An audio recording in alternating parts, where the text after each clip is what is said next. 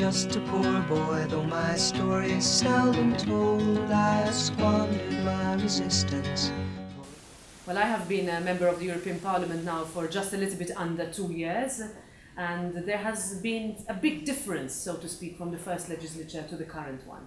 Because in the first one, there were 4 persons representing the Labour Party and only 2 representing the Nationalist Party. And last year, in other words, this legislature, we are a little bit more on par, because we are 3 representing the Nationalist Party and 3 representing the Labour Party. If I could change something, yes, I work a lot on immigration. And one big disappointment that I had was that after the Lampedusa tragedy in October 2013, we adopted in the European Parliament a very strong cross-party resolution that addressed what we thought was a very holistically approached, multifaceted approach for migration. We also asked for the European government, including the Maltese one, to work very hard within Council to make that holistic approach become a reality, but unfortunately we believe not enough was done, which resulted once again in hundreds of deaths in the Mediterranean last summer. Just to come home from the wars on 7. Well, yes, you are right.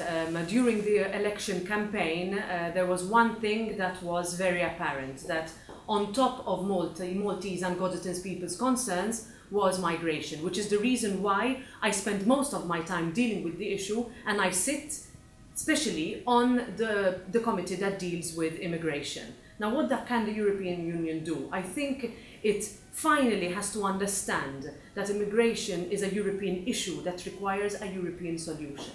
Unless we look at things as a group of 28 member states and move away from thinking only as our situation as an individual member state, then we are not going to arrive. And my plans over the next 5 years in the legislature that we are currently in is specifically to address what can be done in order for all 28 member states within all the institutions of the European Union come together, understand what are the root causes and effects of migration in and outside of the European Union, and what can be done in order to address it, tackle it, make sure that everybody is on board in order to stop having such divisions, for example, between North and South, and actually find concrete, tangible solutions.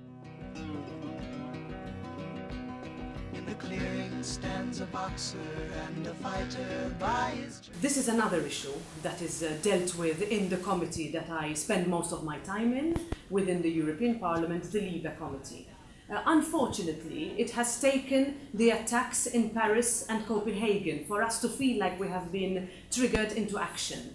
What I would have wished is for more consistent action at a European level on specific acts to combat terrorism. However, what these actions have led is that we have been, both within the European Parliament and within the Council, triggered to act and, let's say, kick off issues that had been put on the back burner. So, for example, increasing cooperation within the European Union on passenger name records. In other words, keeping information and exchanging it on passengers who use airlines within the European Union.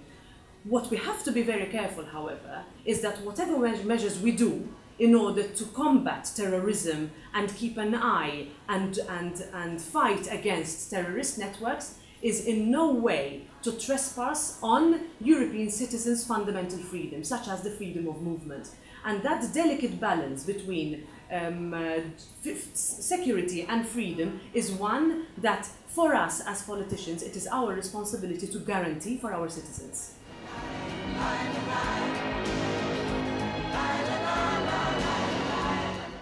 Well, one thing that I am going to work on more than I did perhaps last legislature, because I was only elected to the Parliament 1 year before the election, is children's rights. This is the 25th year since the adoption of the UN Convention on the Rights of the Child, and we are working as a group within the European Parliament to ensure that there is no discrimination against children, that there is no violence against children. Unfortunately, there are too many examples of our children within the European Union suffering at the hands of the adults of this continent.